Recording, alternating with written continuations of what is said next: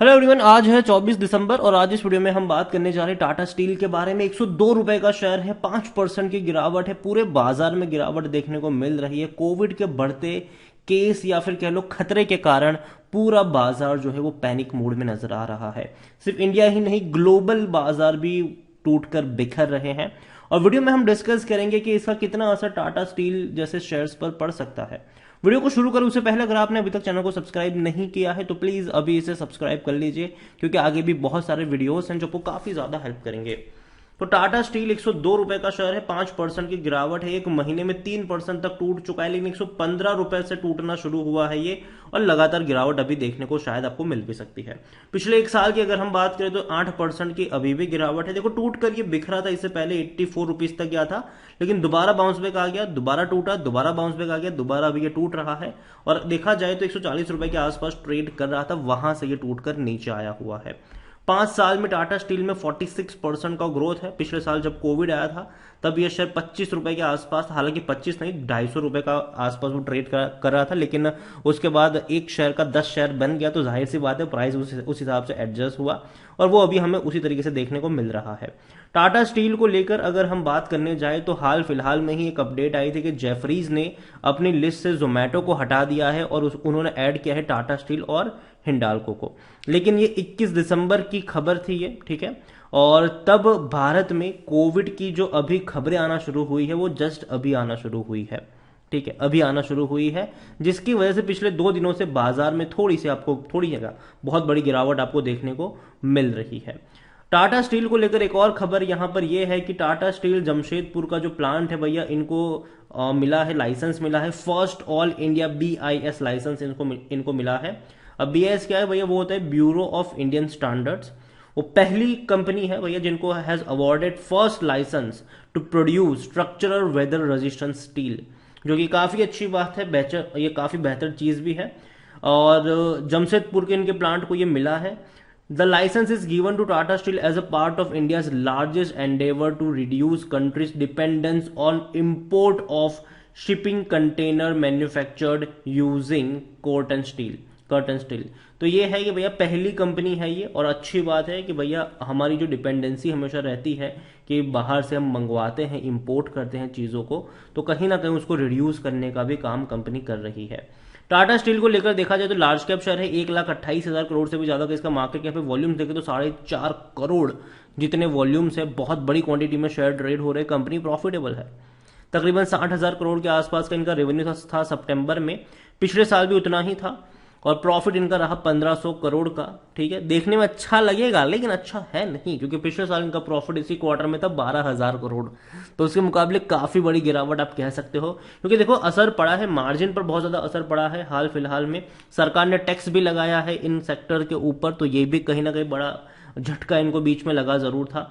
Share holding के बारे में भी हम आगे जरूर बात करेंगे, लेकिन उससे पहले अगर हम टाटा स्टील में देखने की कोशिश करें तो टाटा स्टील में 100% लोग कह रहे हैं खरीदारी करो। मेरी खुद की बाइंग की रिकमेंडेशन है, लेकिन कहां पर वो भी ध्यान रखिएगा। मैं ये नहीं कह रहा हूं कि अभी के जाके खरीद लो, क्योंकि देखो बाजार में जो कोविड की लहर की खबरें आ रही है, जो इस तरीके से रिस्ट्रिक्शन की खबरें आ रही है, कहीं ना कहीं वो बाजार को थोड़ा सा और नीचे की तरफ ड्रैग करेंगे। और ऐसे में जो कंपनी, जो सेक्टर सबसे ज्यादा झटके महसूस करेगा वो डेफिनेटली एक मेटल सेक्टर जरूर होगा। क्योंकि देखो, मेटल सेक्टर की डिपेंडेंसी अगर हम बात करें तो ग्लोबली चीजें क्या हो रही है उसके ऊपर बहुत ज्यादा चीजें डिपेंड भी करती है, तो एक रीजन जरूर है। लेकिन हाँ, ऐसे वक्त में ही खरीदारी के मौके भी बनते हैं, तो उस चीज को भी याद रखिए। अगर हम बात करें तो भैया खरीदारी हुई है इनसाइडर ट्रांजेक्शन के द्वारा, और वो भी मार्केट से परचेस किया है 9 दिसंबर को। संजीव जे कपूर जो रिलेटिव है, इमीडिएट रिलेटिव है, 10,000 शेयर इन्होंने मार्केट से परचेस किए हैं 114 रुपए के भाव पर, जो कि बहुत बड़ा अमाउंट कह सकते हो आप ये कि मार्केट से परचेज किए हैं। Insider transaction summary. इसके अलावा अगर हम बात करेंगे डिविडेंड की तो 51 रुपीज का डिविडेंड है, लेकिन तब शेयर 1,000 रुपए का था। अभी अगर आप काउंट करो तो मुझे लगता है कि अगले साल अगर ये डिविडेंड पे करेगा, जो कि हर साल पे करता है, तो शायद आपको 5 रुपए के आसपास का डिविडेंड पे कर सकता है ये।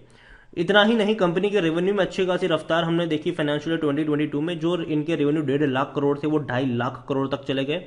और जो प्रॉफिट अगर हम देखें तो प्रॉफिट में तो बहुत बड़ी रफ्तार थी, 1,000 करोड़ का प्रॉफिट 40,000 करोड़ से भी ज्यादा चला गया। लेकिन अभी थोड़ा सा प्रॉफिट आपको कम नजर आ सकता है, क्योंकि पहले क्वार्टर में भले ही 7,800 करोड़ का इनका प्रॉफिट हुआ, लेकिन दूसरे क्वार्टर में सिर्फ 1,500 करोड़ का प्रॉफिट हुआ है। अभी 2 क्वार्टर और बचे हैं फाइनेंशियल 2023 के, तो देखना इंटरेस्टिंग होगा कि क्या चीजें टर्न अराउंड हो पाती है कि नहीं। लेकिन कोविड जैसी खबरें के चलते शायद थोड़ा बहुत झटके अभी भी महसूस हो सकते हैं इस कंपनी को। टाटा स्टील में अगर हम देखें तो खरीदारी करने का सही मौका, शेयर ओवरबॉट जोन में कोई भी रेड फ्लैग नजर नहीं आ रहा है।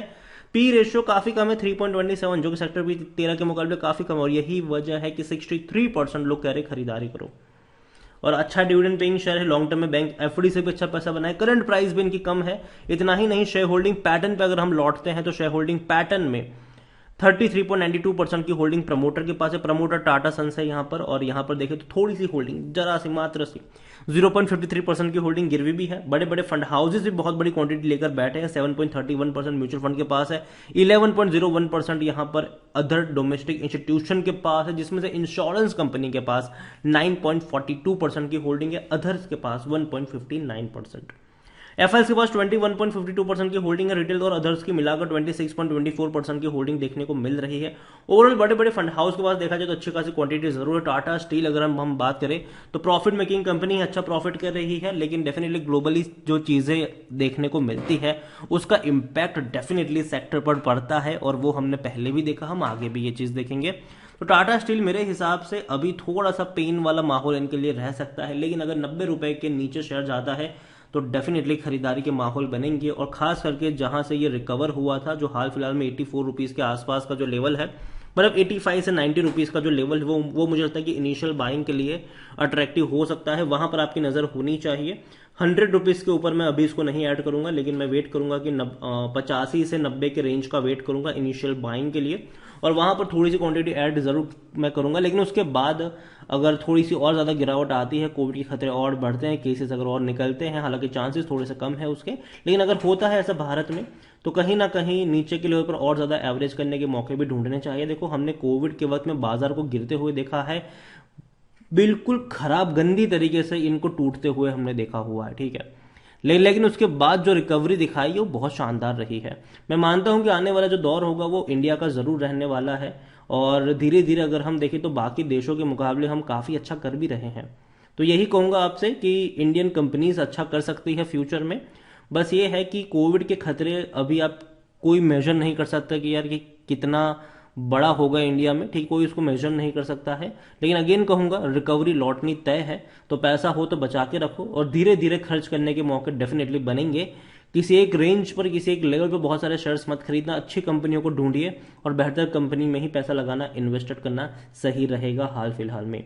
तो टाटा स्टील खरीदारी करिए, बैठे रहिए। और जहां तक बात है फ्रेश बाइंग की, 85 से 90 का जो रेंज होगा वो इनिशियल बाइंग के लिए अट्रैक्टिव नजर आ रहा है अभी के लिए। वीडियो को यहीं पे एंड करूंगा। पसंद आया हो तो लाइक कर, शेयर कर, चैनल अगर पहली बार है तो प्लीज सब्सक्राइब करो। टाटा स्टील के बारे में क्या सोचते हैं वो भी आप मुझे कमेंट में लिखकर बता सकते हैं। Thank you.